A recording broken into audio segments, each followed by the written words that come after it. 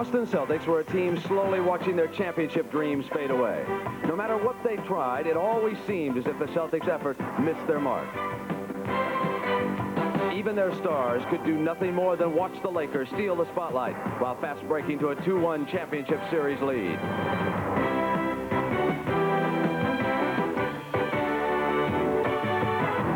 But in Game 4, they declared war. The Celtics were going to do things their way, whether the Lakers liked it or not.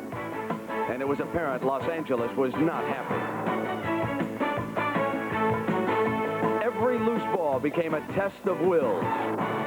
And this night, it was the malign K.C. Jones who made the right moves, and his Celtics snatched one for the Lakers. It was M.L. Carr stealing and then sealing the victory in overtime. And the Lakers could not bear to watch as Boston Square for Game 5. It was Phoenix and these Boston Celtics. The Celtics won it in triple overtime. We played well past midnight. If we have anything like that here tonight, you're in for a classic. Also, the series in the minds of some has become somewhat ugly. Certainly, it is more physical than we first began. It became that way in Game 4. For more on that story, let's get on to my colleague, Dick Stockton. Thank you very much, Brent. A lot of people think that the turning point in Game 4, in which the Celtics evened the series, came with 5 minutes to go in the third period. The Lakers were leading by 6 points, and Kurt Rambis was going in for what looked like an easy layup. And watch him and number 32, Kevin McHale of the Celtics. It was McHale who took Rambis down, and that's where it all started. That was the beginning of it all as far as the Lakers were concerned. And now here is Kevin McHale's side of the story, and then Pat Riley of the Lakers. You know, it was an unfortunate incident. It was just a case of two people running in opposite directions, and I reached out to grab him like this, and he was running so doggone fast that my arm just kept going. I couldn't get my other hand around him to grab him. You know, I did try to grab him. I've stated this before. If there's anybody on that team I wouldn't want to hurt, it's Kurt. You see it, I saw it, and in my mind that was as flagrant a foul as I've ever seen. But in the hurricane, you always try to find the eye of the storm, and we're going to try to find a very calm place tonight. I don't know if there's any calm place here in Boston Garden with this heat, Tom Heinsohn, but I want to ask you how that incident and the charges and all of the skirmishes after that affects Pat Riley's game plan for game number 5. I believe Pat Riley does not want to play a physical ball game. The only physical game he wants to play is to outrun the Boston Celtics, take advantage of the great speed that they have. He intends to try and run the Celtics right out of the Boston Garden. He's going to do a lot of substituting. Jamal Wilkes, Mike McGee are going to play a lot of time tonight. Now, as far as the Boston Celtics are concerned, everyone said that this is the brand of basketball they have to play. Do you think they'll continue it tonight? I think that it's long been coming, Dick, to untrack that power game of the Celtics, the muscle. So I don't think they're intending to give it up tonight just because of a couple of headlines. There is one significant injury story, and that concerns Scott Wedman, the veteran, who's been coming off the bench to hit key outside shots, has been rebounding well and setting picks. He has size, but he has a cracked fibula in his right leg and will not play tonight or Sunday. If there is a 7th game, he might play for that one. That puts the onus, perhaps, on Danny Ainge. He could be the man in the spot for the Boston Celtics with his outside shooting, and that remains to be seen. That's the story down here at courtside. Right now, let's go back upstairs to Brent Musburger. All right, Dick, thank you. That familiar chant in the background here in Boston. Beat L.A. Beat L.A. We'll see how the crowd here in Boston reacts when these players are introduced. And we'll have that coming your way in just a moment. The NBA on CBS. Tonight's championship game is sponsored by Mazda and the full line of sophisticated Mazda products. Light beer from Miller, everything you always wanted in a beer, and less. And by Honda scooters, they're everything but ordinary. The 170th consecutive sellout. The Celtics and the Lakers getting ready for Game 5 of the NBA World Championship Series. It is all even, 2 games apiece. And right now, let's go to the public address announcer for the starting lineups of both teams. Good evening, everybody, and welcome to the Boston Garden for game number 5 of the 1984 World Championship Series between the Los Angeles Lakers and the Boston Celtics. First, for the Lakers, at guard, number 21, Michael Cooper.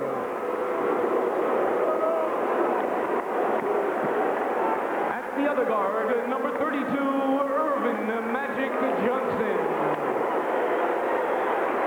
At center, the NBA's all-time leading scorer, number 33, Kareem Abdul-Jabbar. At forward, number 31,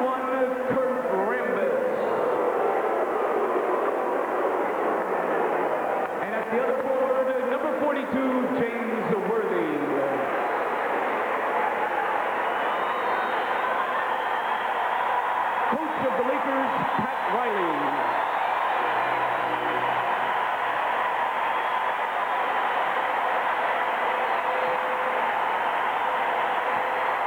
Now for the Boston Celtics. At guard, number 3, Dennis Johnson.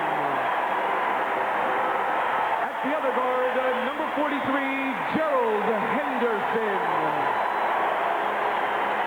At center, number 00, Robert Parrish.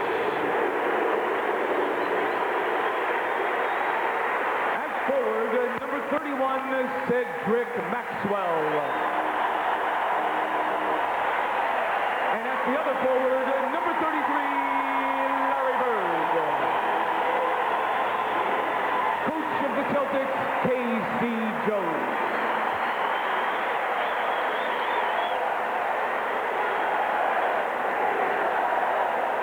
The starting lineups of the two teams, and right now let's go upstairs to Brent and Kevin Lockery. All right, Dick, thank you. Kevin, the pressure is so important in a championship series. How are the Lakers responding to it, in your opinion? Well, Brett, the Lakers feel kind of in a dilemma. They could be 4-0 and celebrating victory in this series. It's 2-2. It seems when the games get close down the stretch, they haven't reacted real well to the pressure. And many players are feeling the pressure of the championship series. I guess I'm more surprised about Magic Johnson's reaction so far than anyone. Exactly right. Magic Johnson is the premier guard in the NBA today. But for him to go to the heights of Oscar Robinson or Jerry West, he's going to have to play well and not make the mental and physical errors down the stretch, because he's the key to the Laker team. It's also been my experience in a game this important, Kevin, sometimes an unlikely hero will emerge. Glenn McDonald in that Phoenix-Boston game. It's time now for the tip-off. Let's go back down to Dick and Tommy. Thank you very much, Brent and Kevin. And, of course, Pat Riley says Magic Johnson carries the pressure of the entire team on his shoulder. The starting lineups, by the way, are the same as they have been throughout this series.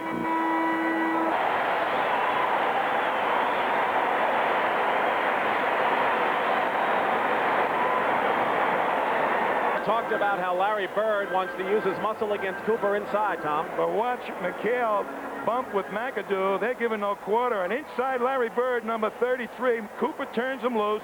They want him on the boards, and he's burning up Cooper on the offensive board. Last game, he had something like 12-1 on the offensive board. Now, the Celtics are out rebounding the Lakers, but the Lakers have the edge in offensive rebounds. 3-1, which is unusual since the Celtics have a resounding domination in that department. So Jamal Wilkes is in it forward, as he has been, with Bob McAdoo, Kareem the center. McAdoo hits the shot outside. Bob McAdoo, who's the Lakers' prime scorer off the bench and has shot very well in the series since an ice-cold game number 1. 2:22 to go, first period. Lakers by 3. Celtics have come within a point a couple of times. 9 on the shot clock. McHale setting a screen. Wilkes fighting through it. 4 on the shot clock. Dennis Johnson. Larry Bird gets an offensive rebound for the Celtics and converts.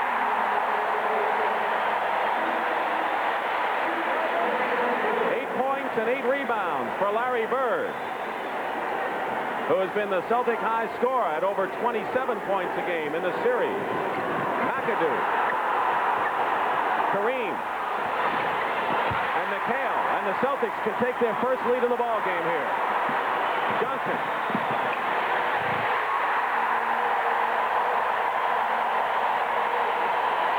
The Boston Celtics have the lead, 24-23. And the Lakers turn it back over. And Mike McGee, who Tommy mentioned was going to see action, has come in along with Swen Nader. Swen Nader and McGee replace Cooper and Kareem Abdul-Jabbar. There is McGee, who's a defensive hound and the 3rd highest shooter, field goal percentage-wise in the league this year. Dennis Johnson misses. Dennis Johnson and Larry Bird each with 8 to lead Boston. Worthy has 7 to lead the Lakers. Worthy right now is on the bench. Here's McAdoo. Tough to stop that shot, and McHale doesn't stop him. He fouls him. McAdoo is so tough from playing out with the Buffalo Braves years ago, coming up on the fast break, shooting the trailer shots, the long outside shots. He's just remarkable from out there. The Celtics have been successful for a couple of games, taking away from him, making him put it on the floor, but he's getting open tonight. One of the 6 teams he has been in his career, Bob McAdoo, as he tangles with Kevin McHale. Watch this battle go on. McAdoo knows he's got his hands full with McHale. Look at them holding each other. And there's no... I don't think they're going to be friends by the time this series is over. So Bob McAdoo, who did not play in the championship series because of an injury last year. Win Buckner has come in for the Boston Celtics. Backup point guard. Can set the tempo and pretty good defensive player. Former defensive halfback. Was a football player at Indiana. But his big moments came when he played for Bobby Knight. Ames given the shot outside. McAdoo has position, and with 43 seconds to go in the first period, the Lakers have the ball and have a 1-point lead. Buckner is guarding Magic Johnson. Bird on Wilkes. McGee seeing first half action for the first time in the series. Misses the outside shot, and now the Celtics have it with 25 seconds to go. 18 on the shot clock. So the Lakers should get their hands on the ball again. They're going to call Swen Nader for a foul on Robert Parrish away from the ball.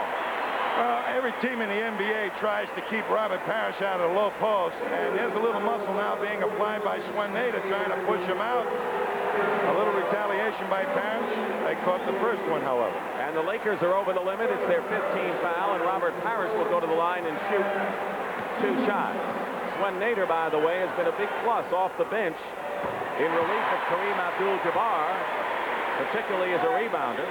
I think he's going to play a lot more tonight, too, because this heat has really sapped Jabbar early.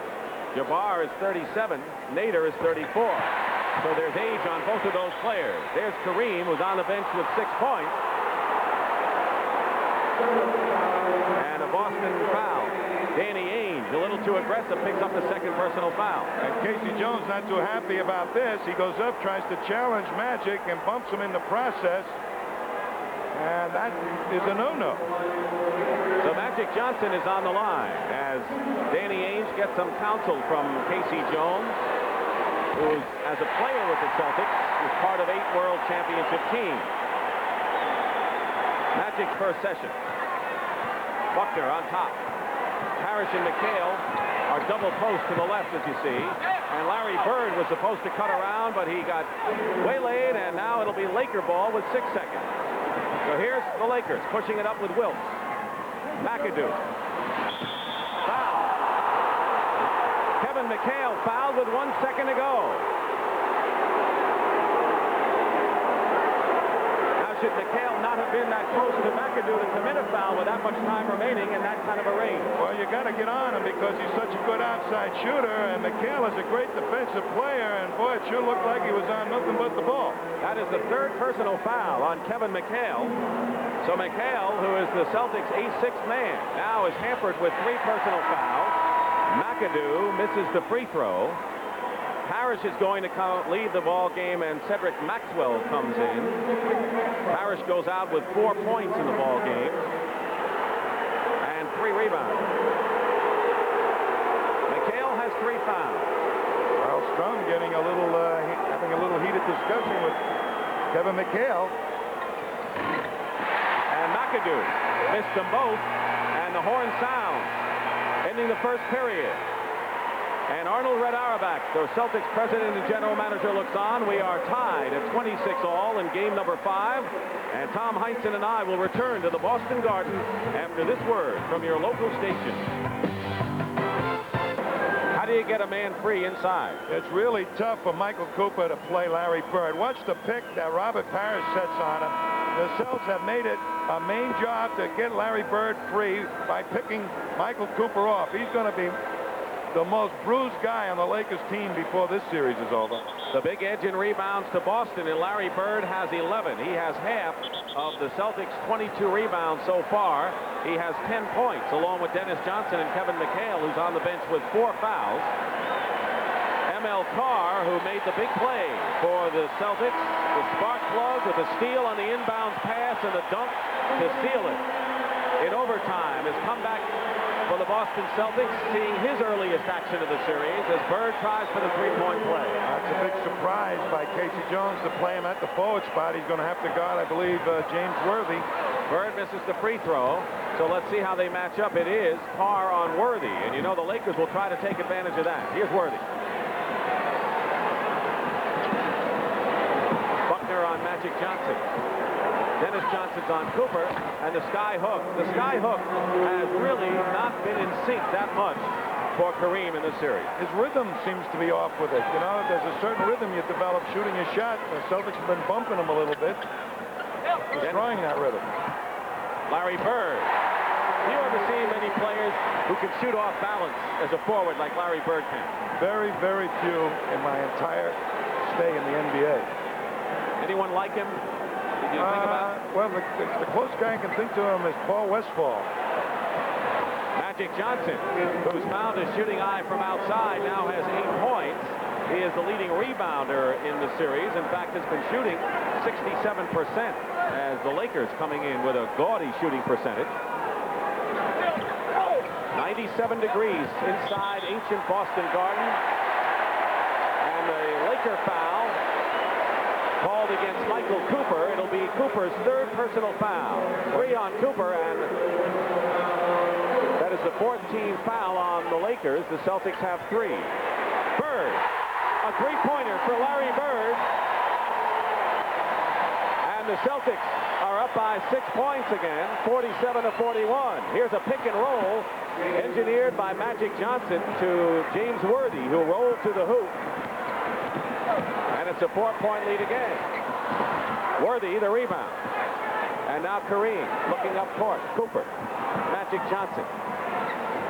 Dennis Johnson won't let Magic free. And here's Magic Johnson finally finding an open space. Bird the rebound on the missed shot. Under 5 minutes to go, first half. Dennis Johnson. All the way in. And the Celtic bench is up. And a steal by Bird. Larry Bird finds Dennis Johnson, who's open.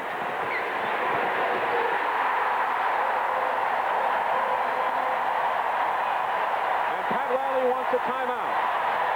And it's a great timeout, Dick, because the Lakers are dead tired right now. They're all with their hands on their hips. And for a fast break team with speed, that's not a good sign.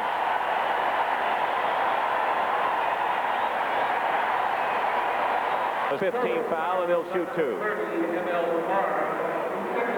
That's a tough assignment here for ML Carr. A low post is Worthy fighting for it. ML trying to really just maneuver on him, but a good pass sets him free. Look at the face on ML. Said, I knew you had me as soon as you caught it. Here's James Worthy. Worthy had his problems from the free throw line in the overtime. The Lakers are 9 out of 16 free throws. 1 out of 2, 51-47. There you see the time remaining in the first half. Celtics are leading.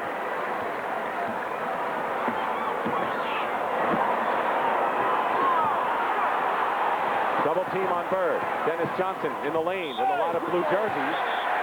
And a foul called against the Lakers. That'll be their 15th foul, and Johnson will shoot 2 as Kareem Abdul-Jabbar comes back into the ball game. The leading scorer in the series at 27 points a game.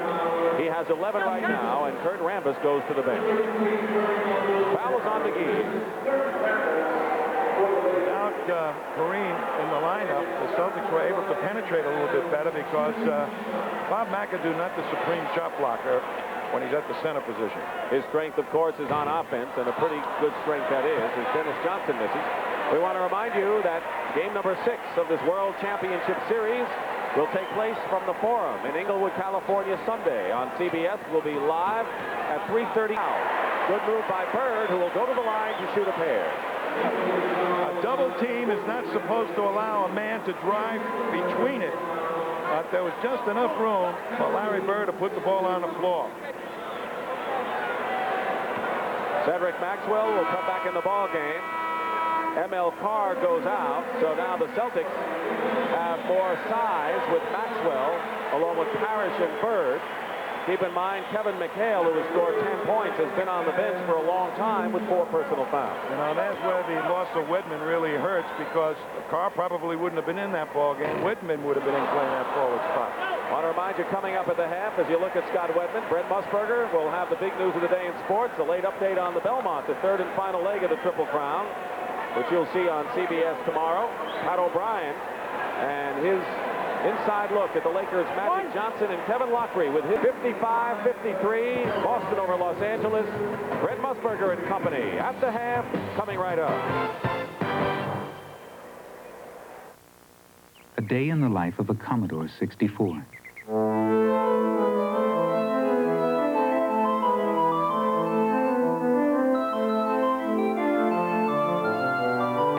We are back here in the Boston Garden. The Celtics leading the Lakers by 2 points.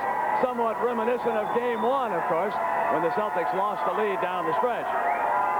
Now, let me update you on the Olympic story, because Peter Uberoth on Wednesday evening in Los Angeles told us that he was going to travel to Cuba to meet with Premier Fidel Castro. They had that meeting today, but Castro confirmed that his athletes would not be coming to Los Angeles. In other words, they'll stay right in line with the Communist Party out of Moscow.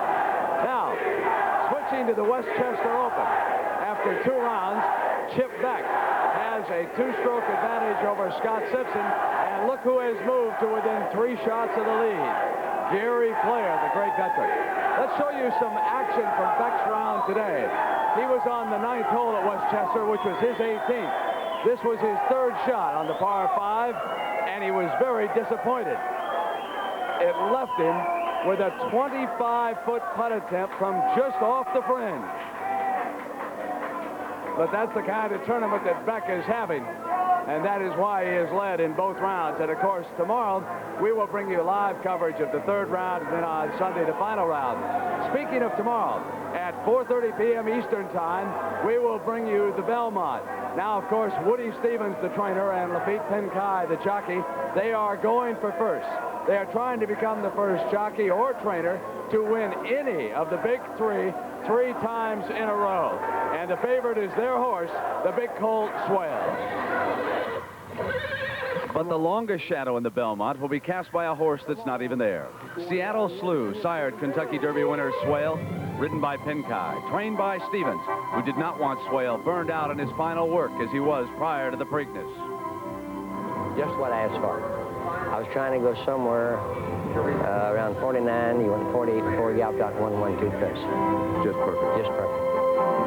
Here you go for 3 in a row. Can you do it? I believe I can. I think I have a great chance doing it, and they say there hasn't been no one in this century done it. So I got to go. Standing in his way is Gate Dancer, ridden by Angel Cordero. They won the Preakness, and Cordero says he'll beat Swale again. He was good and he was bad. I don't know if he really wants to go a mile and a half. I'm not that much afraid of him. I think Play On probably will be the horse to beat. Second in the Preakness, Play On is guided by the man who took Seattle Slew to the Triple Crown, trainer Billy Turner, his first trip back. While Exotic may provide the most interesting challenge if he has the strength of his sire, Exceller. It was 1978. On the same track at the same distance, Exceller on the inside hooked Seattle Slew in the stretch and never let him pass. Tomorrow, the sons of each horse will renew this furious duel. I think he's just peaking right now, and we're hoping that he runs his best race right this week. The 11-horse field looks this way. Play On at 4-1, Gate Dancer at 3-1, behind the favorite Swale at 5-2. And Morning Bob, who came from behind to win the Pennsylvania Derby, is listed at 8-1. Belmont on CBS, 4:30 p.m. Eastern Time. Since last we spoke, there was a major trade in the NBA.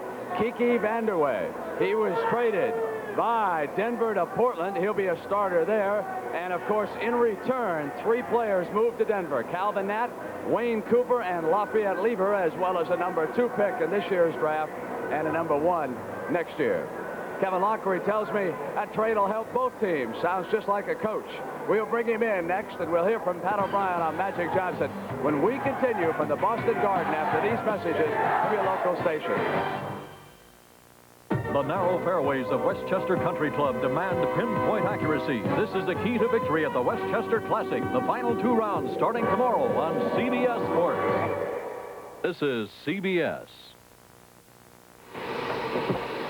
I'll stay. Have to make a few phone calls.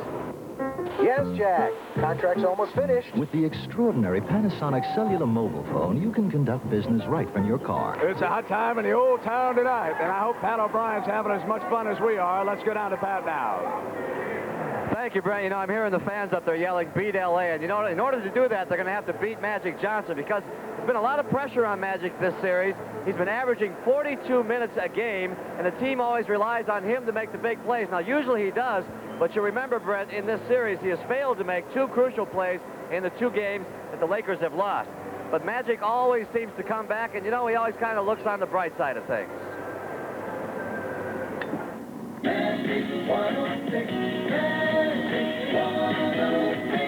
And Magic Johnson and the LA Lakers, let's take it all the way to the championship in the NBA. Believe it! Hey, what more can you ask for?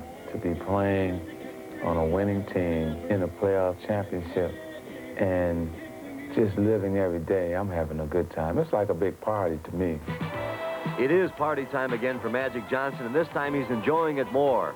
It was different during the carefree high school days in Michigan, but as the championships got bigger, so did the responsibilities, and even though the winning continued, Magic changed.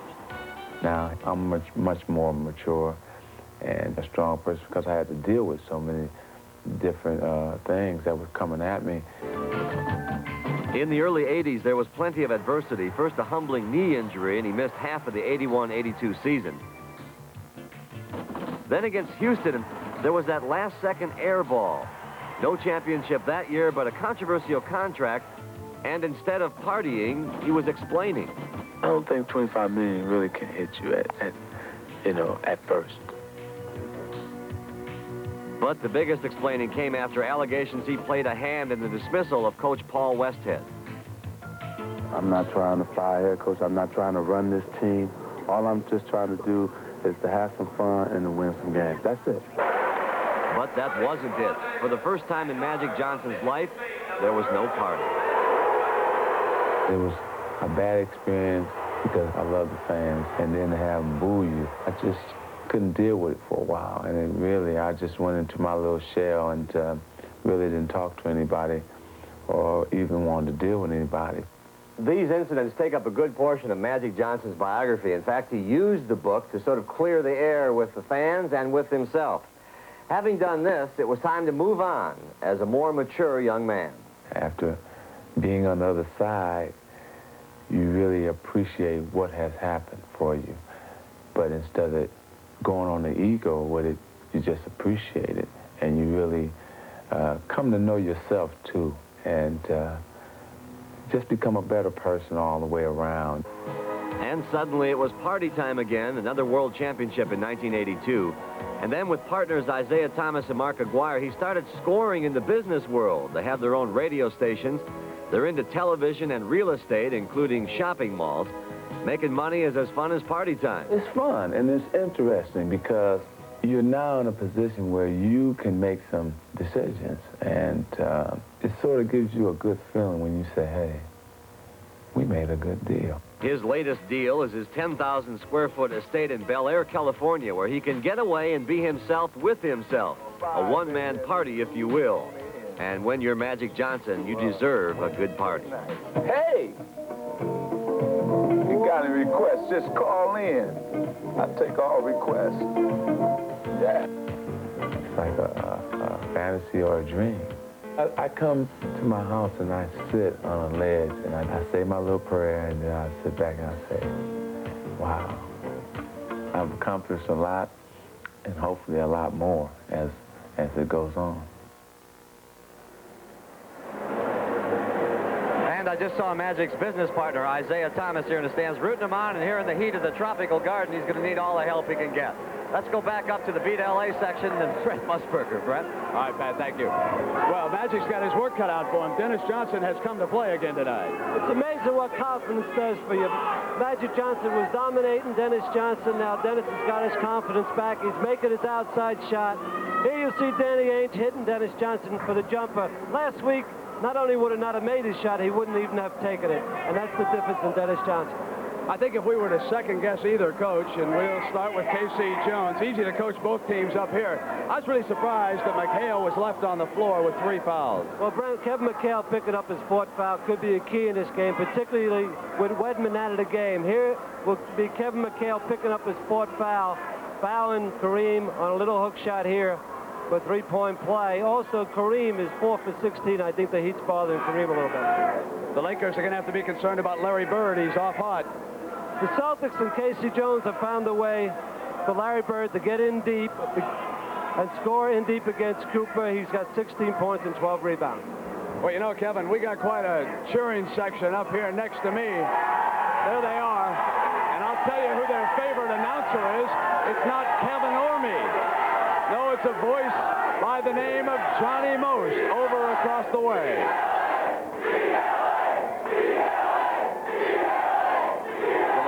Another Celtic legend, the voice of the Celtics, Johnny Most. Well, I needed a job. That's right. Yeah. And I took the audition, and it just lasted on and on and on. And the 1 or 2 years I supposed would happen turned into 31. Most has called many great Celtic moments, but one stands out. Out deep, and Havlicek steals it.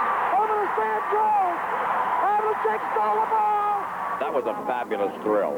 I had no idea that I was creating immortality or something. As a matter of fact, John sometimes goes around when he's making a speech or something like that, and I happen to be there. He'll say, Johnny Most, we made each other famous. Somebody got lost on defense, and DJ cashed in. But the one thing Most is known for, above all else, is his voice. Is out front by 5. It's metallic. That's the best way to describe it, I think. It's probably because I gargle with Santa Flush. He'll need that metallic voice. The second half about ready to start, and it's going to be a dandy. And it'll be coming your way on CBS in just a moment. Collectively, when he knows he can help. The illegal defense. The first time it's a warning, second time it's a technical. Here's the reaction to Larry Bird's 3-point shot. We didn't see much leadership from Larry Bird, or it looked like, but when he hits that 3-point play, look at those happy faces. Exactly 4 minutes gone by in the third period. Boston is in front.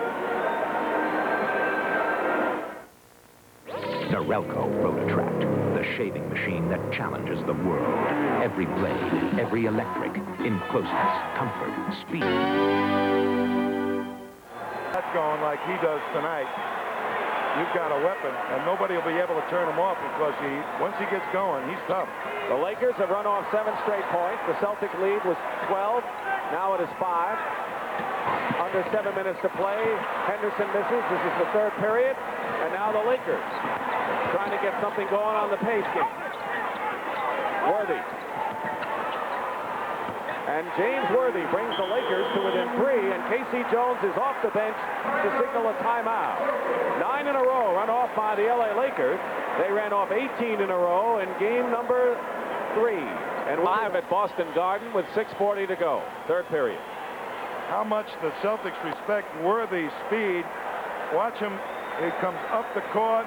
He's at the foul line. Watch everybody back off him as soon as he gets the ball.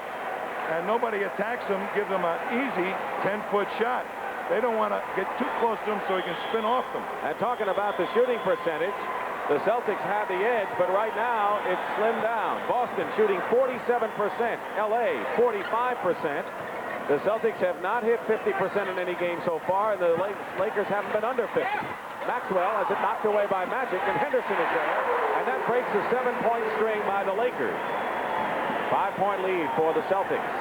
We're nearing the halfway point of this third session. McAdoo way over Bird. Kareem crashes the board, but Parrish comes out with it. And here's the Celtic break. Johnson. Bird. 23 for Larry Bird. That did not come out of the playbook, though. Kareem inside. Blocked by Parrish. Taken back by McGee, who challenges Robert Parrish and goes in with the shot. That's the poor outlet pass that time by Parrish. Made a great play, and then a poor pass. Kevin McHale with his 4 personal fouls has been on the bench a long time, since early in the second period. Kareem steals to Worthy. McGee and Henderson fouls it. Gerald Henderson fouled McGee and probably saved the basket in the process. Here is McHale back in the ball game. He comes back with 4 fouls. And Swen Nader returns for the Lakers. And Kareem goes out. Abdul-Jabbar has 14 points and 5 for 21 shooting. McAdoo.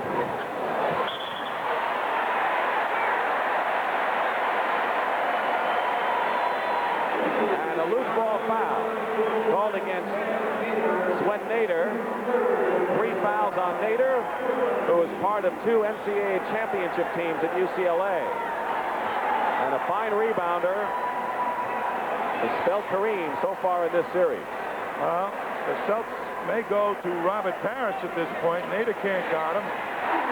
Larry Bird, who has 25 points and is 11 for 14 shooting. When Worthy is on him, he feels free to shoot the ball outside because Worthy wants to back off him. McHale. McAdoo loses it to Dennis Johnson. It's a race with Magic. 9-point lead and a timeout by the Lakers.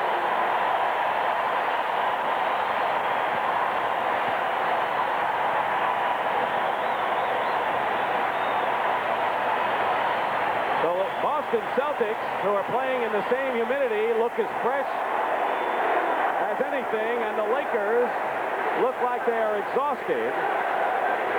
You know, that play that Dennis Johnson made, Magic Johnson had a chance to really wrap him up and not let him get a layup. And Pat Riley, true to his word, his team doesn't do that. But Kareem needs the bottle going for him right now. Over the face, lots of whips. This is no fun for a big guy playing in this heat. You know, the Celtics answered that 7-point rally by the Lakers with an 8-2 spurt of their own. And this man, Robert Parrish, who has only 6 points and 8 rebounds, but has been a demon on defense, along with Dennis Johnson, who has 17 points. Both of these players emerged in game number 4 in the Celtics overtime victory at the Forum, and we will be back at the Forum in Inglewood for game 6 of this grueling World Championship Series between the Celtics and the Lakers at 3:30 Eastern Time Sunday. Well, that's Larry Bird, and he has played a lot of minutes so far. And normally when you get tired, a guy like Larry Bird starts to miss from the outside. All big people start to front rim things. But here he is. He's just hitting that long outside shot. He wants to win this thing so badly, I don't think he's even considering being tired. Tommy, you've had a lot of rough nights in a lot of heat, and I know that Brent talked about that triple overtime with Phoenix. Was that the most grueling night you spent here? It sure was, because much like you, Evans, I got dehydrated in that triple overtime and passed out in the locker room in front of the press. Now there's Kareem.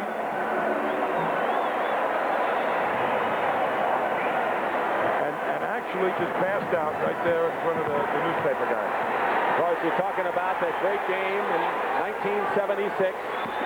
Tommy Heinsohn guiding the Celtics to the title over Phoenix. Good feed from Magic Johnson to Mike McGee. 76-69, 4:20 to go in the third period.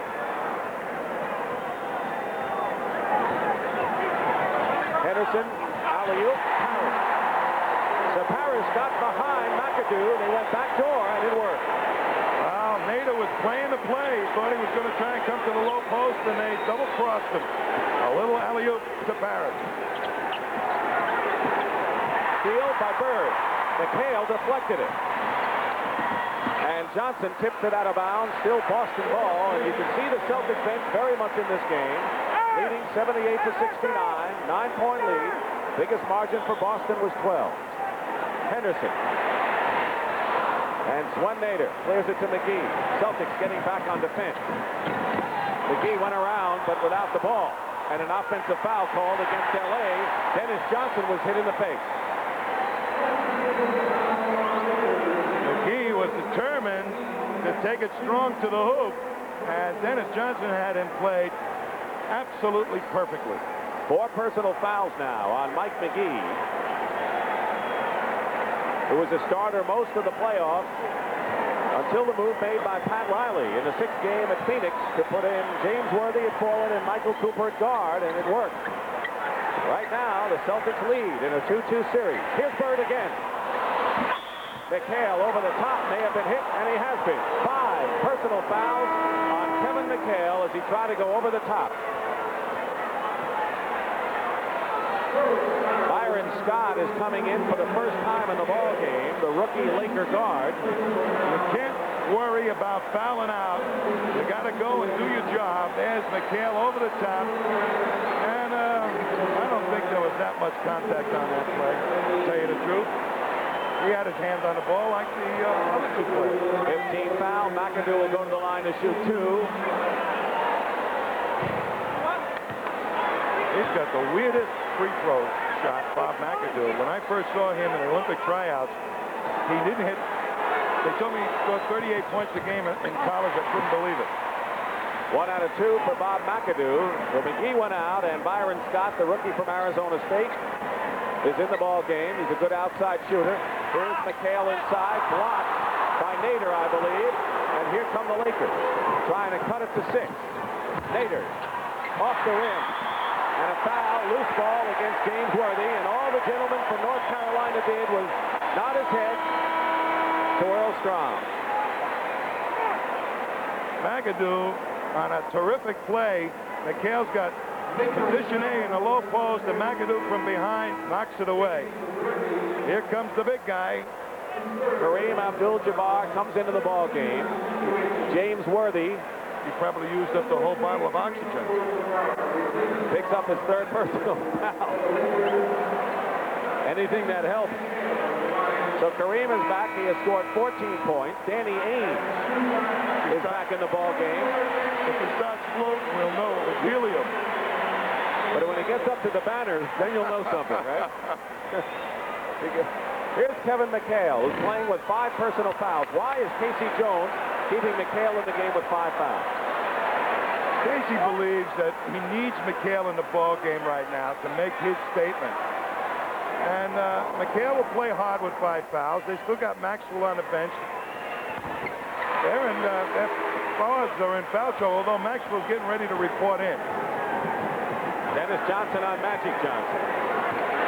McHale is on Nader. Nader and Kareem, 2 big guys in the lineup for the Lakers. James Worthy didn't get the roll. And the Celtics looking to open it up to 11. Here's Dennis Johnson. They do.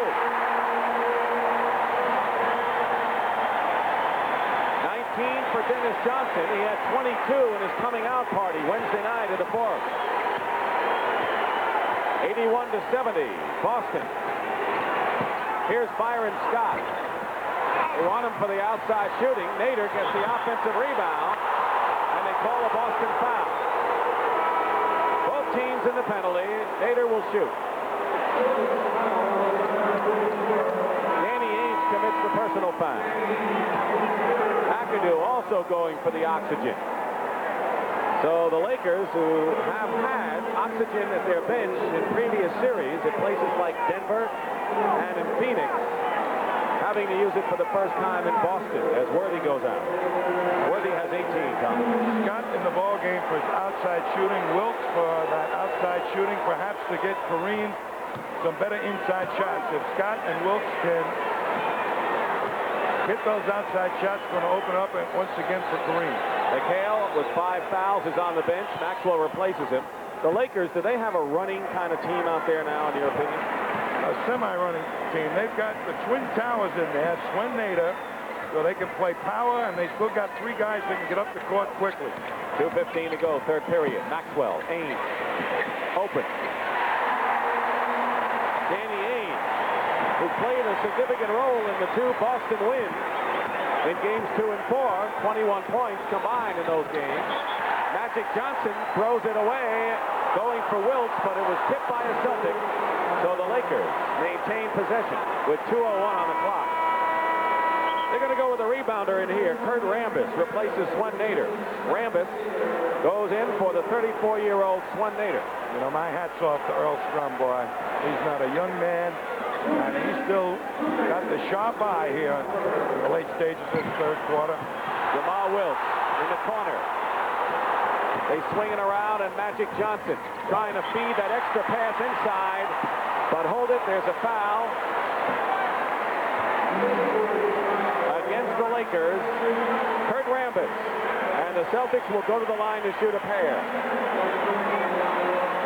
Greg Kite is coming into the ball game. He was the #1 pick by the Celtics from Brigham Young. He's strong. He's good around the hoop, and the Celtics like what they see in him, and this is not a bad spot to use him, I would think, because Maxwell goes out. Parrish is sitting down, I think, and Max is still in. Right. But Kite, they're going to counter with Kareem. Let him muscle Kareem a little bit, take a little starch out of the legs again. So when you have an 11-point lead and maybe 13 points, you can afford to bring in Kite. Rookie. You're right. Ames.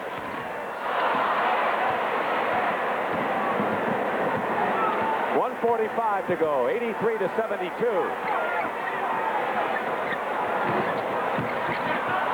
Here's Rambis inside. No basket traveling called against Rambis.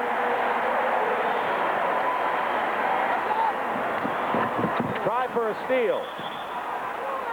And now it's Lakers ball as it was knocked out of bounds. Magic Johnson shaken up.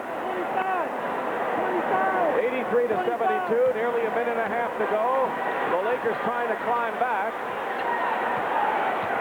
The Lakers have outplayed the Boston Celtics for 4 games really, as Kareem gets inside and gets a basket and a foul, and this is the first game in the series that the Celtics have outplayed the Lakers, and if they hold on and win the game, they're leading 3-2. We have a long way to go, but how do you assess the way the impetus is going? It's going pretty good, but right here, Greg Kite isn't going too good as he lets Kareem slip right inside and never did get that huge body on Jabbar. And when a rookie shows up on the scene, you know that a crafty coach like Pat Riley is going to go at it.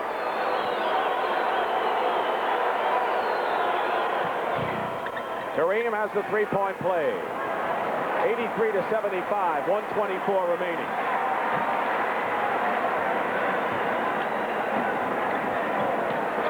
Ainge to Bird.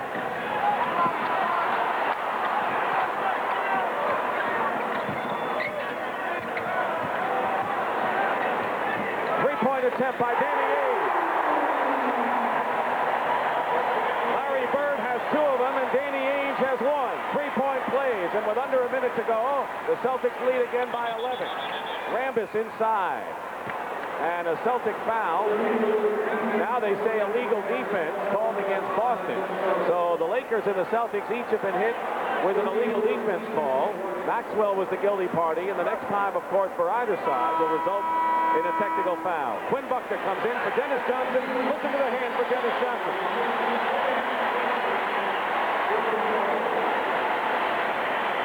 19 points for Dennis Johnson. He has 5 assists as well. 44 seconds remaining in the third period. Wilkes loses it out of bounds. That's usually a duck soup pass for Kareem. Here's Ainge for 3 again. Not this time in Rambis trying to get the break going to match it. He's got Wilkes and Byron Scott pulls up. Scott hits. So the rookie, who was acquired from San Diego in the Norm Nixon deal, brings the Lakers to within 9. And now the Celtics playing for the last shot of the third period. Wouldn't be a bad idea to get it to Larry Bird right now instead of taking those long bomb outside shots that Ainge just let fly. Well, Bird has hit a couple of those from three-point territory. 7 seconds. You watch the clock. Ainge finds an open Bird. Takes Rambis. 1 second. It counts.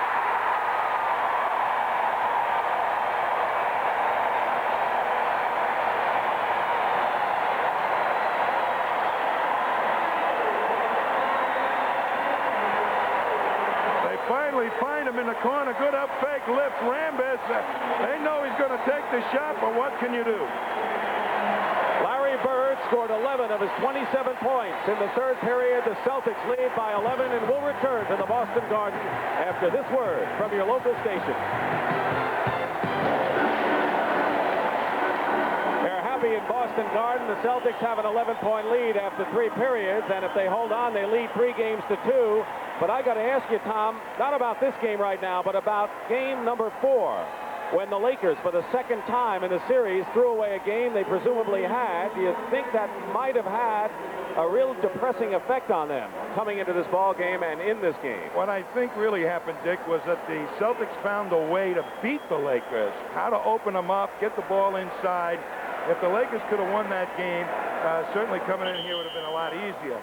But the Celtics, really, that 4th game, the key thing was they found a way to beat the Lakers. But the Lakers are by no means out of this game. 11 points is something they have made up in a flash, and Quinn Buckner fouls Byron Scott, the first foul of this 4th period. There's the fast break story. Normally, it's been heavily in LA's favor. Not tonight. That's a surprise. You know, when Pat Riley orders something from these guys, they usually respond.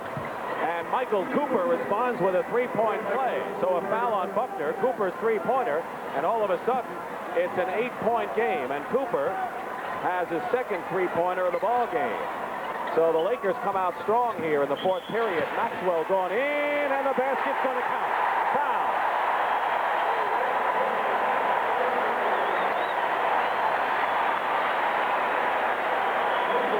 Maxwell being harassed by Jamal Wilkes takes it strong as Wilkes try to reach in from behind. They give Maxwell the hoop. What they're trying to do, the Laker defense, is get out there and stop that ball swinging around on the perimeter a little bit. And Wilkes felt he had the advantage on Maxwell that time, but didn't work. Maxwell is 9 for 9 from the free throw line following the foul by Wilkes. And once again, an 11-point lead. Wilkes guarded by McHale, who's playing with 5 personal fouls. Into Worthy. Worthy, quick move, basket good, and a foul. So James Worthy, with quickness people haven't seen maybe ever for a power forward in this league, now has 20 points. When he gets that ball in the low post, turns around and faces the basket, you want to call home to mother. I'll tell you, help Ma. Parrish 4 personal fouls. So McHale has 5 and Parrish 4 for the Celtics. But Worthy fails in a chance for the 3-point play. So the Celtics have the ball in a 9-point lead. McHale, too many steps. It's been hot and humid from the start. Minute gone by, 4th period. Kareem doubled. Scott for 3. McHale the rebound. Buckner pushing it up. He's got Parrish and Ames. Here's Parrish. Fake on Worthy. Blocked on Kareem. Into the hands of Ames. Here's Parrish. And Robert Parrish arcs it over the big frame of Kareem Abdul-Jabbar. 11-point lead for the Celtics. Larry Bird is off the bench to come back for Boston.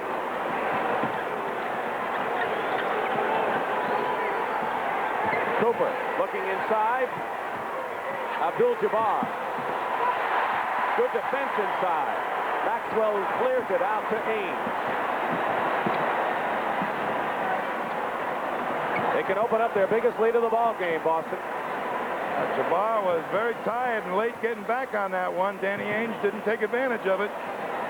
Maxwell with McHale setting a pick, fighting through it as Wilkes. 3 seconds on the shot clock.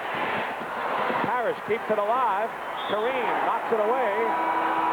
And they say it's Los Angeles ball. And coming back in the ball game for the Celtics will be Larry Bird and Dennis Johnson, with an 11-point lead. And maybe Casey Jones is hoping the Celtics can really open it up. We'll be back. In this rapidly changing world, even the brightest and best manager in the company may need more than a loyal staff to run a smooth operation. For when headquarters calls and pressure builds, it becomes harder to keep things rolling without running running into mix-ups, losing control of the operation, and falling behind. For rapid improvement, a manager could use a tool for modern times, the IBM personal computer. For smoother scheduling, better planning, and greater productivity. It can help a manager excel and become a big wheel in the company. The IBM... That's the temperature. It's hot outside, hotter inside. And the question, Tom, as the Celtics are saluted by this packed house, if the Lakers have the Greyhounds and the Celtics have the bigger beef up front, how come the Lakers seem to be more tired in this running game than Boston, and the Celtics have more fast break points? I think they're more used to the humidity around here than perhaps the Lakers are. That's a big factor. Sometimes it's not the heat. You know, when it gets hot in Phoenix, it's not the same 94 out here. The Celtics are shooting 51%, the Lakers 44. McAdoo finds an opening and scores inside. McAdoo has 15 points. Worthy with 20 leads the Lakers. Larry Bird has 27 for Boston. A little outside, they're going to press 1-3-1 trap, try to take Boston out of their offense, catch them unawares. Bird loses it to Michael Cooper. 3-on-3. Celtics are back on defense.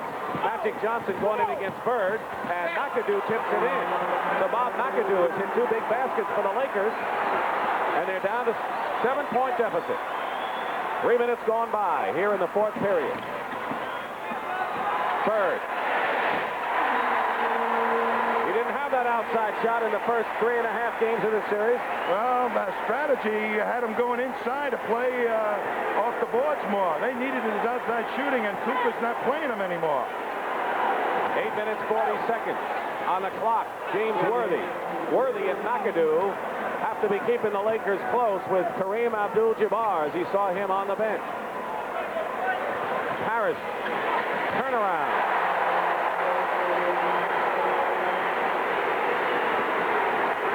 The Lakers and Celtics are matching baskets right now. Boston's lead is 9. Lakers staying close enough. But I think the running game is dissolved, at least from LA's standpoint. They're not running. They're going to their main man now, James Worthy. He missed that shot.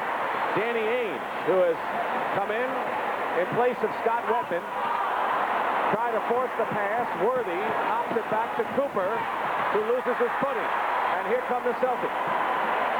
Ainge. Turnovers at either end. Dennis Johnson had the shot. Decided to go in instead. Harris the rebound.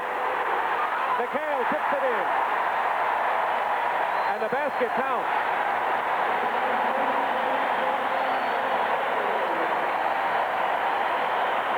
And the Celtics are up by 11, just as they were after the 3rd period. And now we have 7 minutes and 30 seconds to go in the 4th period of Game 5. Magic Johnson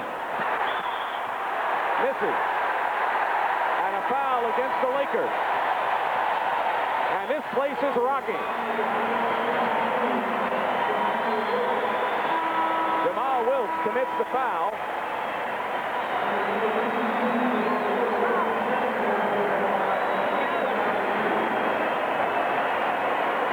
Here is a real tough shot by Parrish, but once McHale, the ball was off the rim, coming off. Good tip. Larry Bird gets a hand. He scored 29 points, goes out of the ball game. Maxwell replaces him. The basket counts, and a foul.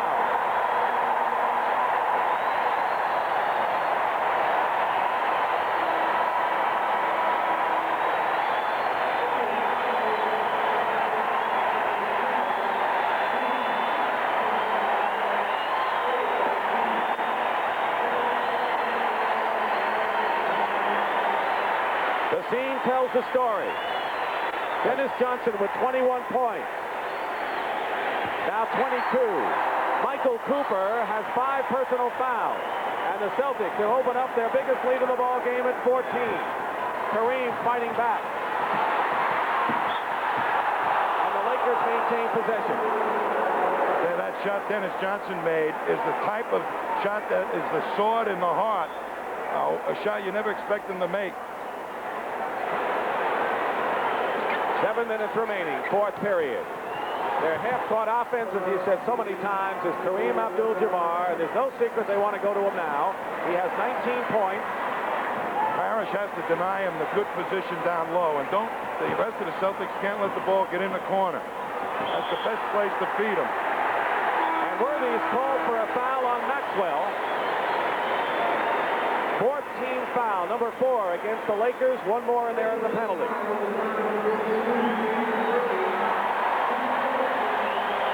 And 4 fouls against James Worthy. 6:43 in the Boston Garden sauna, but the Boston Celtics are cool and comfortable. As we look at the foul situation, McHale has been sitting with 5 for a long time. Michael Cooper has 5, and you see the rest with 4 personal fouls. The leading scorers in the ball game, Larry Bird is 29, Dennis Johnson 22 for Boston, James Worthy 22, and that man Kareem Abdul-Jabbar has 19. But the 2 big guns for the Lakers, the 2 men they depend upon, Kareem Abdul-Jabbar and Magic Johnson, are really having trouble shooting tonight. Between them, they are shooting 10 for 34, Tom. You know, when you're that big like Kareem Abdul-Jabbar, the heat destroys your mobility. It destroys your timing. And he's really out of sync when he's shooting the shot. Sometimes he's stumbling over his own feet, and he's much more graceful player than that. 102-90. At halftime, the Celtics led by 2. They've come out strong in the third period, kept it up here in the fourth, and increased their lead. Byron Scott on Dennis Johnson. Double team on McHale. Dennis Johnson off the mark. Good defense by Scott. It'll be LA ball. So they got Worthy and Kareem. They're 2 Laker aces on the half-court offense in there. Magic Johnson going in. And they call a foul, I believe, on Maxwell, who feels he had position. 4th foul on Maxwell. And the 13th foul on Boston. Well, maybe he didn't have his feet together, but he's standing there. And, wow.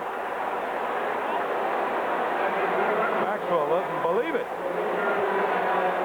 So Magic Johnson will go to the line.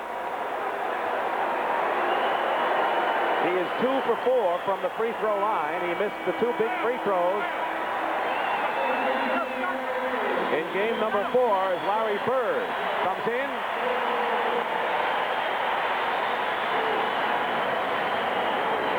And Maxwell goes out. So right now the Celtics have their best front line of Parrish, Bird, and McHale in there. The 3 of them combined for 20 of the Celtics' 27 offensive rebounds in Wednesday's game. Bird had a nice long rest. Casey made a nice move keeping him out. You ought to be able to really direct the situation here in the last 6:19. Who's got Rambis on him. And when he has been on track in the last 2 ball games, but he has not been able to get the shots off. And the foul trouble today has hindered him a little bit. You mean the whole thing for the Lakers is to stop McHale? Right now, Parrish has got it by Kareem, but I think they're going to work on Rambis or Bird on the outside against Worthy.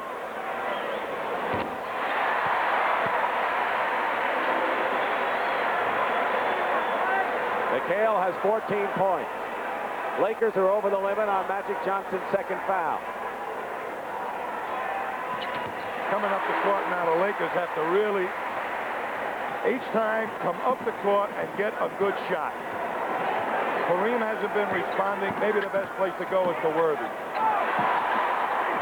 Scott gets it to Kareem. Byron Scott. This is Bird. 17 rebounds for Larry Bird. He had 21 rebounds Wednesday night in Game 5. And he's shooting outside now. And Bird going for the steal. Knocked Byron Scott out of bounds. 31 points for Larry Bird as he did it at both ends of the floor. Larry Bird goes strong to the boards. They need the rebound. Give him one shot, the Celtics. And watch him come up after the rebound and just bang, got out of bounds. For a man that's not supposed to be fast, he thinks ahead of you 4 steps. and he makes up for that slow foot speed. Larry Bird with 4 personal fouls now, and the Celtics with 14 fouls. 106-92, 14-point lead, and the Celtics with 5.5 minutes to go. It's important for the Celtics now not to change the pace, to make sure that they get maybe perhaps an easy one on a fast break. And a foul inside.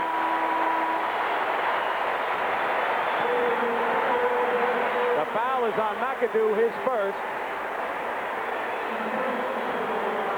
Why are the Celtics doing so well offensively against the Lakers? What adjustments must the Lakers make? Well, they're out-hustling them up the court right now. I think we're seeing the full effect of some of those people getting tired. Kareem, he's not even on the free throw line now. They got him up the other end of the court to make it easier for him. But the Celtics are at home, and under these conditions, that's an added impetus to run a little harder. Plus, they know if they lose this one, going out to L.A., it's going to be a tough game out there. What about if L.A. loses this ball game after seemingly throwing away what looked like 2 victories? Well, we've seen the teams come back from adversity, and I think the Lakers certainly have that in their character to pick it up and come back. 15-point lead for Boston. 5:15 to go. McAdoo. Here's Worthy. Open is McAdoo, and he's fouled. McAdoo will go to the line and shoot. Here's the rebound story. The Boston Celtics, who live by the rebound, particularly the offensive board. But that's 10-1 in this period alone. They have out-rebounded the Lakers in every game the teams have played, with the exception of the 33-point rout by the Lakers in game number 3 Sunday. I'd say it isn't for lack of this man. He's been banging on the boards as best as he can. He's not a superior blockout man. He doesn't have the body strength, but he's worked them hard. 1 out of 2 for McAdoo with 5 minutes to play. 107-93. The Boston Celtics and the LA Lakers tied 2-2 as McAdoo hits McHale, and McHale will go to the line. You know, the one area that the Lakers may be lacking is on that rebound department from James Worthy. Want to remind you, game number 6 Sunday. Someone will have a 3-2 lead at the Forum. 3:30 Eastern time, and right now the Boston Celtics are on their way. That's Cal Petty's Thunderbird up ahead now. It's specially prepared and modified for racing. Ford consultant Jackie Stewart. Over the years. Stockton and Tom Heinsohn, there's the story in the 4th period, under 5 minutes to go. Magic Johnson and the Lakers have an uphill climb, but who would have thought, whether it's humidity, heat, whatever you want to call it, Tom, that the Boston Celtics, who rely on inside play and don't run nearly as fast and aren't as quick as the Lakers, have made the Lakers into a team running in molasses, while the Celtics show very little effect in playing their game. I think Boston only took the fast breaks that were there, and I think L.A. really punished themselves by trying to force the pace of the game, make it an upbeat ball game, and they paid the price. 15-point lead. McHale going for point number 17.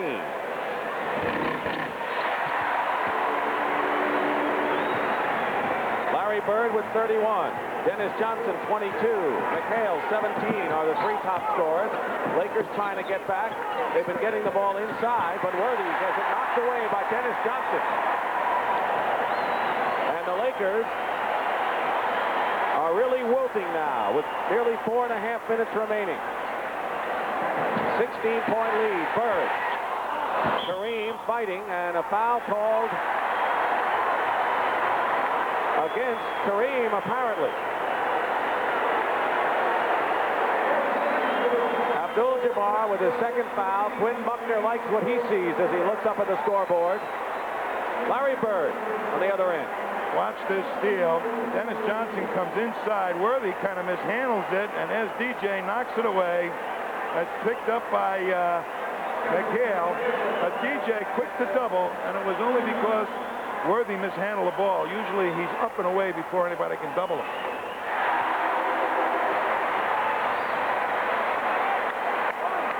You know, when you can smell victory, you put all the extraneous things aside. Heat, cold, rain. You know, some of these buildings just a leak. Yeah, but the Los Angeles Lakers spelled victory twice in games 2 and 4 and didn't do that. Yes, I think they have, and they blew 2 golden opportunities. Kareem out to Cooper, going for 3 points.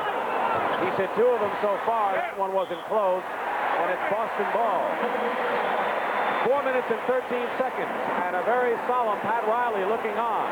Casey Jones very quietly. His team won 62 games, and a lot of people wrote the Boston Celtics off when they were down 2 games to 1, but they didn't. The basket by Bird is good, and there's a foul.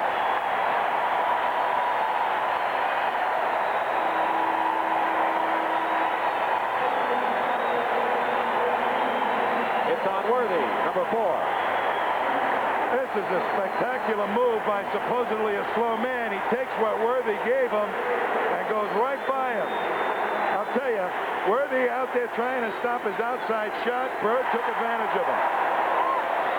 Larry Bird has 34 points and 17 rebounds.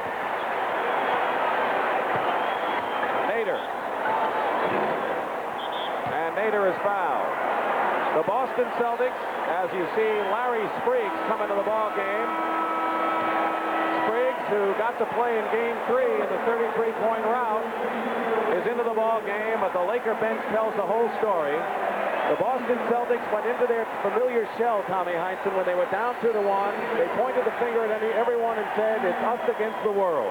You know what they do, Dick? They really don't point the finger at everybody. They point the finger at themselves. And they say, what am I doing or not doing to help win, or am I causing the loss? That's kind of an unusual atmosphere. But when they close the doors, they make everybody in the world enemies, and they certainly did it. The press was mad at them out there in L.A. because nobody would talk to them.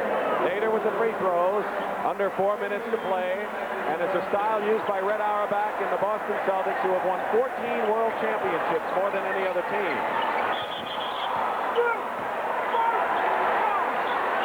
They're going to call a foul. It'll be against Boston, and Kevin McHale is fouled out of the ball game. So Kevin McHale has fouled out of the ball game, having scored 19 points and gets a hand.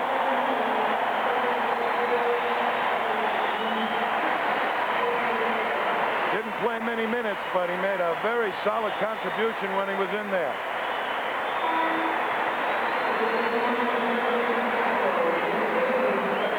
3:36 remain. It's 114 to 95. 19-point lead. Celtics winning going away here. Nader misses the hook, and Maxwell has it. And I think as time wears down, Tom, the question is going to be, for the first time in the series, how the Boston Celtics are going to handle prosperity as they go into Game 6 in Los Angeles. That well could be the question.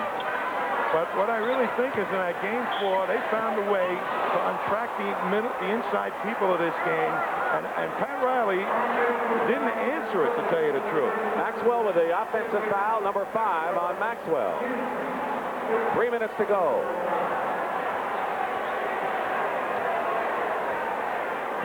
It might have been more than that, Tom. Rebound Maxwell. I think a lot of it had to do with the Celtics asserting themselves physically, and I think it did have an effect on the Lakers.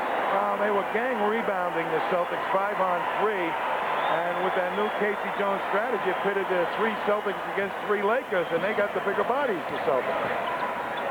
Dennis Johnson. Harris gets it out, new clock. Urban Magic Johnson, tonight he has scored 10 points. And Robert Parrish is down. Parrish. I think he's got a cramp. Parrish is down, and a timeout. Casey Jones, Thomas Silva, the Celtic team possession going over. While we have a moment, want to remind you that Game 6 will be played Sunday at the Forum in Los Angeles. 3:30 Eastern time will be with you, and it'll be up to the Lakers on their home court to try to even this best-of-7 series and send the series into a 7th and deciding game Tuesday night in Boston. But we'll be back to the Garden in just a moment. His best work was off the boards and on defense today. Suffered that cramp. And with Kite in there. Greg Kite, the rookie. Parrish may be sitting down. We'll wait and see. Meanwhile, the Los Angeles Lakers and Pat Riley have some things to think about on the 6-hour flight tomorrow back to the West Coast for game number 6 Sunday. And what do you think he may be thinking about to retaliate and get back and tie this series? I think what he really has to do is try and get back some of that rebounding that he had in the big blowout game that showed the strength of this team, but it was only because of the rebounding they scored the way they did. Dennis Johnson scored 22 points, the same amount he scored in game number 4. So you think the boards are the big thing? Well, you've got to take the offensive boards away from the Celtics so you can trigger your fast break. It's tight. The rookie from Brigham Young gets his first point.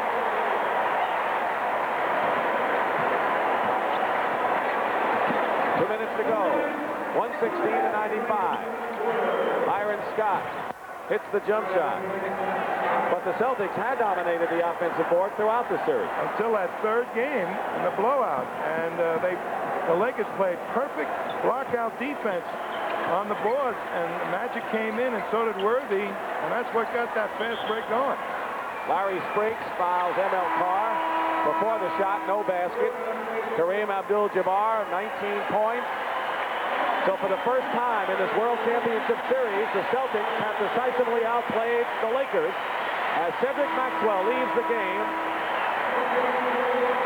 and exchanges high fives with Kevin McHale. Maxwell in the locker room before this series started, Dick, wrote on the blackboard, "Well, boys, it's $45,000. I need a car, I need a trip, and I need a boat." He ought to get all of those things. Celtics have out-rebounded the Lakers 50-33. I would think that Pat Riley's going to tell his team, remember how aggressive you were in the wins? Well, you're going to have to come out that way again, and like you did in games 1 and 3. Well, I think the Celtics strategy the first couple of games is the wrong way to try to beat the Lakers. Now they found a way, and the Lakers know they're in a tough battle. They've got to answer with something coming back.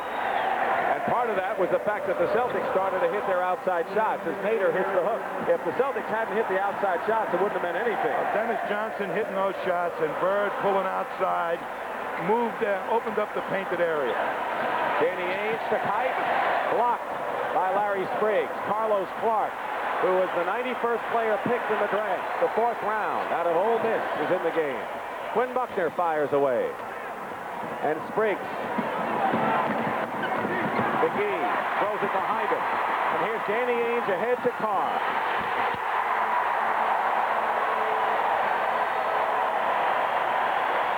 It's up to 20 now.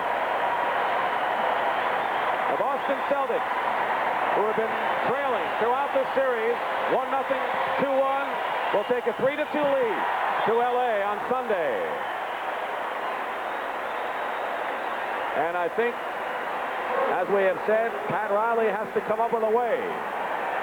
For the first time in the series, Pat Riley and the Lakers have to come up with something. Well, they've shown that great speed all season long, and it looked so great on that Sunday when they blew out the Celtics. But if you rebound the way Boston does, that's awfully difficult to keep it coming consistently. Maybe he'll play some of the bigger players. Maybe Kupchak will play a little bit. Some of the beefy guys. Worthy, one of the problems with Worthy, as great as he is, he's not really a dominating rebounder on a defensive board, particularly the way Pat Riley was playing him in the big guard spot. Well, whatever worked early worked for the Lakers. They had outplayed the Celtics in the first 4 games. 119-101. You saw Mitch Kupchak, who has come back valiantly from 2 knee operations. And now Spriggs and Carr started to spar a little bit.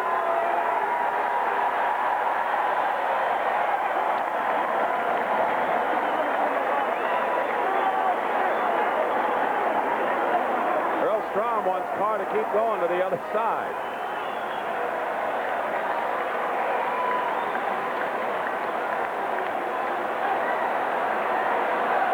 I would think the Lakers should be coming out steaming Sunday, wouldn't you? Well, whenever you get pummeled, we got the same question again, Dick. Does the loser get too down, which I doubt the Lakers will the winners get too high and complacent? And that is the question right now for the Celtics. They got to come out and play tough out in L.A. I don't think there's any question that the Lakers will respond on Sunday. Here they come on the left side. The great debate. That's about all it was. Yeah, the great debate. Nobody wants to pay a couple of grand right now when the game is in the bag. 32 seconds remaining. 121 to 101. Larry Bird, 34 points. Spriggs control. High score in the ball game. Larry Spriggs with a good move. Leading scorer for the Lakers, James Worthy with 22. And the crowd begins to give the Celtics a standing ovation as they run down the last seconds of the game.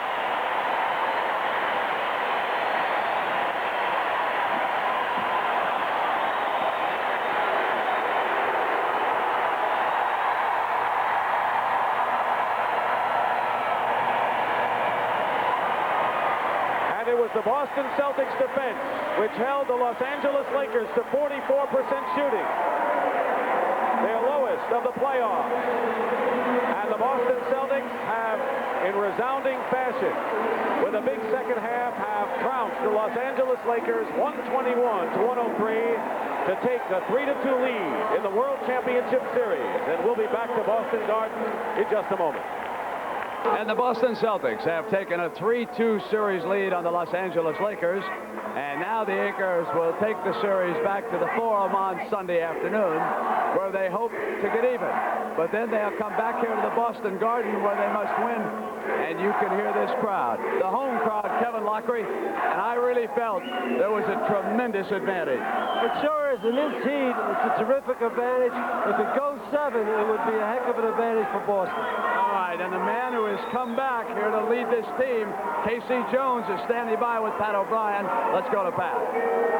Thank you, Brent. K.C. Jones just told me it was a sweet win. I guess so. A very nice and a very, very sweet victory. How did the heat affect your ball club, Casey? Obviously not. Larry Bird was totally dehydrated out there. I had to take him out in the fourth quarter to let him get a blow because he was getting a little dizzy. That was my purpose of taking him out. Then I gave him a little blow and I said, get back in there. But the heat affected both teams something awful. How were you able to shake Larry Bird loose tonight? And DJ had a great job against Magic Johnson. We had to have more ball movement. We tried to post up Larry in the game before. Nothing was going because Cooper was doing such a good job. So we had to make an effort to create some ball movement whereby he can get a pick and he could get open. Here's the question that everyone's going to ask you. How do you keep your team straight now? Keep them from not getting complacent, moving on to Sunday. That's very easy. We got another ball game out there Sunday, and that's a championship game. It's a championship game for them. There's no celebration at all. We need to win the next ball game, and that is the most important. Go drink some water. Congratulations. Let's go back to Brent Musburger. All right, Pat O'Brien, thank you very much. We hope you've enjoyed the action tonight. We certainly did. I'm Brent Musburger, along with Dick Stockton, Tom Heinsohn, Pat O'Brien, and Kevin Lockery saying so long from the Boston Garden, where the final score was 121 to 103 Celtics. We'll be in Los Angeles for Game 6 of the NBA Championship Series on Sunday at 3:30 Eastern. Don't forget, tomorrow at 3 p.m., we'll have third round.